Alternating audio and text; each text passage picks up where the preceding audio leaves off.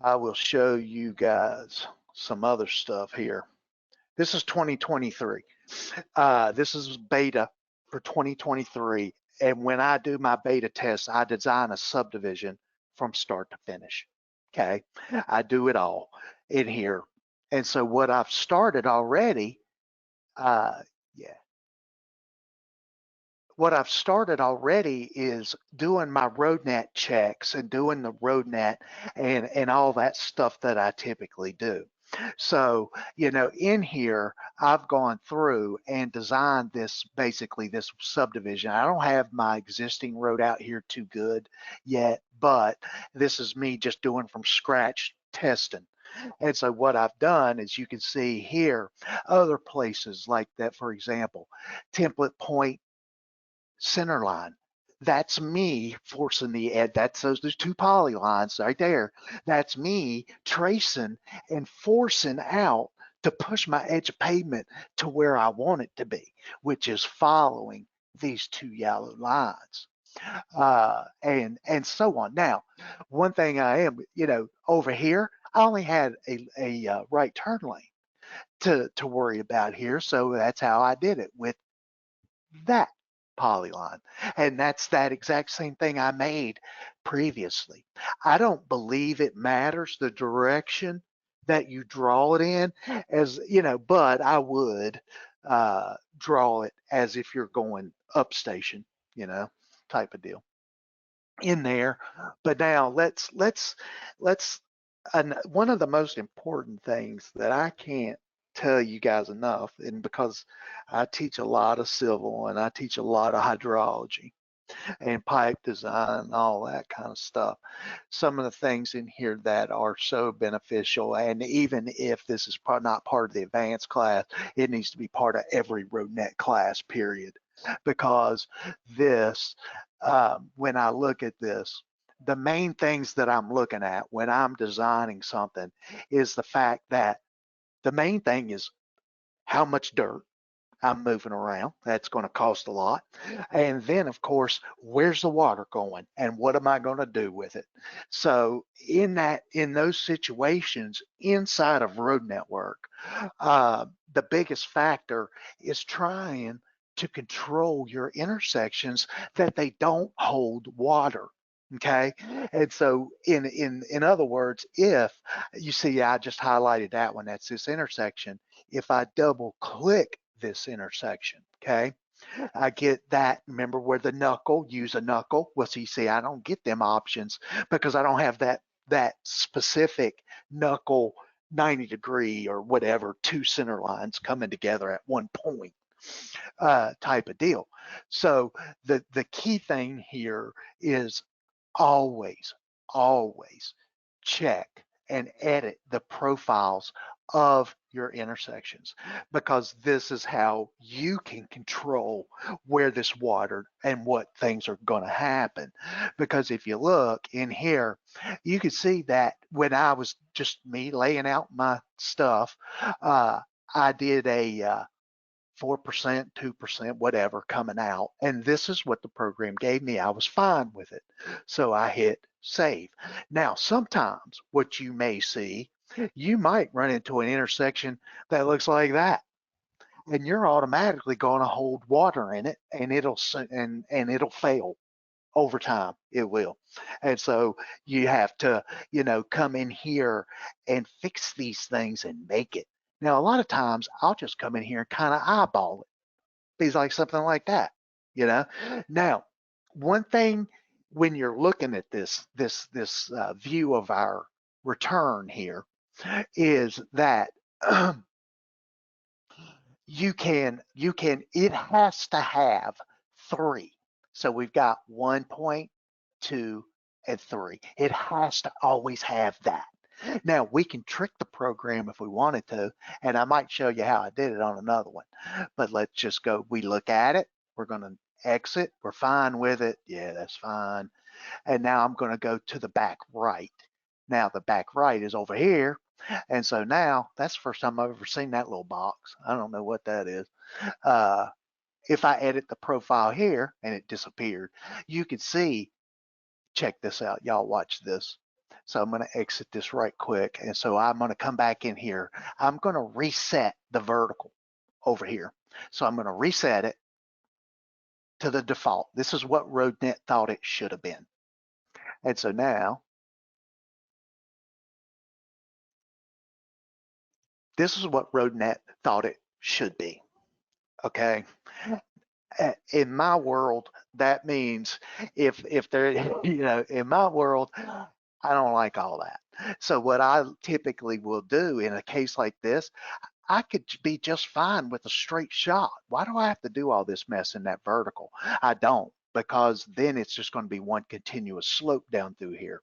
And so if I come in here and I remove that PVI and I remove that PVI, okay, now I have a common slope from start to finish.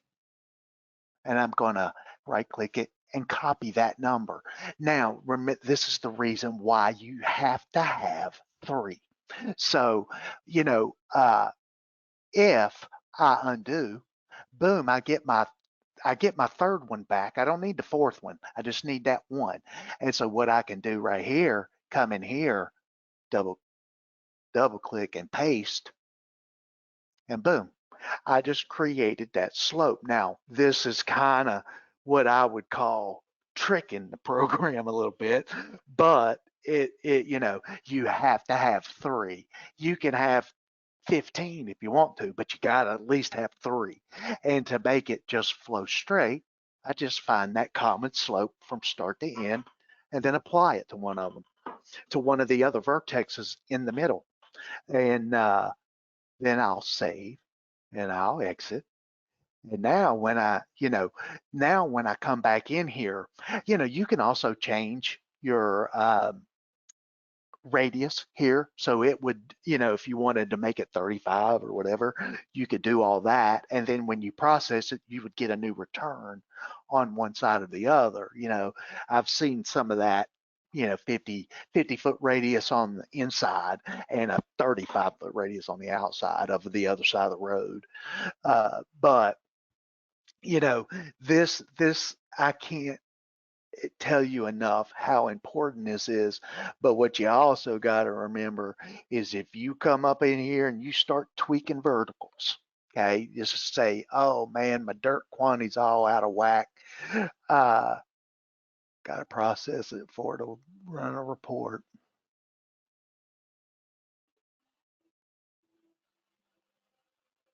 So as this thing just kind of drawing this. There's a bunch of other little stuff in here that these are just things that I've run across on my own that drive me insane, that I've tried to tell you guys because sometimes you may not see it. This TOA slope, why that perimeter polyline, that's the TOA slope. I'm not 100% sure, but there are ways around it. So if we come in here and we click this, we can come over to the back right, which is our side of the intersection. And this is probably a go to meeting remnant here. That tie to existing. That tie to existing is what's causing this little humpy problem, I think. So let's just see if that's what it is. I'm going to turn off tie to existing. I think the program has trouble making this turn because the radius, when it gets out here, we're just, it's just awkward. So we click OK. Now let's process it and see if we can get rid of that little doodad that popped up there. We'll see what we get out of it. Yeah, I still got something funky going on. I don't know if it's a perimeter polyline or what, but I do think it looks a little better. Maybe, maybe. I actually know it really doesn't, but I don't know if I've done something in here or what to try to have to look at it to see what I got. Yeah. Now, also, while we're in RoadNet, I'll just refresh you guys because really the advanced RoadNet and RoadNet, there's not a lot to it. The case is, but I'm going to give y'all the bang for the buck. Going in here and designing these verticals, what you see here, is the yellow lines that go vertical. Let me see if I can explain these to you. That is the intersection, and this yellow line out here is the edge of pavement. Okay, and it should be, if I have 27 foot back to back, it should be pretty much about 11 feet of pavement in there. And so you can see that second line, that is the edge of pavement. So then we can come up through here. Now what you see, this is the edge of pavement of the intersection. You see this little triangle thing over here. You see when I get into the middle, that thing right there, it shows me the left and the right. Well, that intersection could be dramatically different on both sides. And so that's why you always got to look at them. And the thing about it is, go guys, you gotta bear in mind too that you need to always check both sides if you adjust any of these up here. Okay, because if not, then it's probably it's going to keep that profile that I believe you had in there already, like this guy here. It would probably leave him in there already, and you would end up having tweaked through that intersection a little bit, and then that profile not be right, or maybe in that case it turns into a point where you do need to uh, edit that PVI and do something like that. Same thing, guys, goes, no, with cul-de-sacs. Okay, so let me go ahead. I'm just going to add a cul-de-sac in here. We'll add it to the end of this road right here. All right, we got road 3. Let's add a cul-de-sac here so you guys can see how I do that. Now, you can click the plus button, or you can click on the words here in this thing and just right click and add a cul-de-sac. So now you just need to tell it, where do I want to add the cul-de-sac? Well, I want to add it to the end of road 3. So I'm going to click 3. And now we're going to come in here and we've got different types of radiuses and things like that, where we add a cul-de-sac, like the radius and the fillet radiuses. And if you want it offset, you can always do a full left or a full right. One reason I like that is because, the maximum amount of offset you can be with that cul-de-sac with this size, and that's kind of helpful. But the other things to worry about here, same thing as the intersections. We've got edit profile. This is the profile of that cul-de-sac when it gets added in. So you can see what happens. The yellow line is the incoming grade at the PC. We follow this around the edge of pavement, back down to the PT. And so those two grades usually are very similar. They're the same. And so then you just got to decide what you want to do in here with your cul-de-sac. So if I leave it just like this, save and exit, then when I go through here and I process this again, I'll get a cul-de-sac at the end of this road where I offset, apparently. But there you can see the cul-de-sac, and then the contours are going to come in and all this other good stuff. And there's some of them, something there. And so now let's go check him out, because we can do that. We can do the intersections. We can also do this in a cul-de-sac. So this is like, you can adjust the information here, and when you process it, it'll draw it right if you have everything selected. But edit the profile here. This is where you really get to push water to the locations where you want it to be, because you see, well, right there's the high point. That's what's happening right there. Now, I could, just in theory, this is not real world, but I could edit this guy and bring him down, and watch my triangle. I'm making a low point in that cul-de-sac. You see, I can go around and around. Boom. What if I set it right there? I could have a low point right there, but I'm gonna have a big old hump, but that's, this is fake make believe. So, that's the big key about going forward, yeah, we're going to do road design, but I want y'all doing hydrology, and designing your pipes and ponds and stuff. So all this is just one piece of the puzzle. And, you get it the way you want, then you go on about your business, but just remember, if you can even add, I've warped the bejesus out of cul-de-sacs before to make it do what I needed it to do.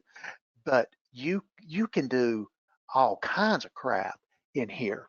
And so every time you process, you get a new set of contours because you're doing something funky and warping that cul-de-sac like crazy, uh, which is, gives you a lot of control in those subdivisions with those types of features. So yeah, that's pretty cool. Those things right there, that intersection in the cul-de-sac, it's worth its weight in gold. Um, in my opinion, as far as roadway design goes. Uh, you know, that's just how I see it. I thought this was when I first started using Carlson software about 11 years ago.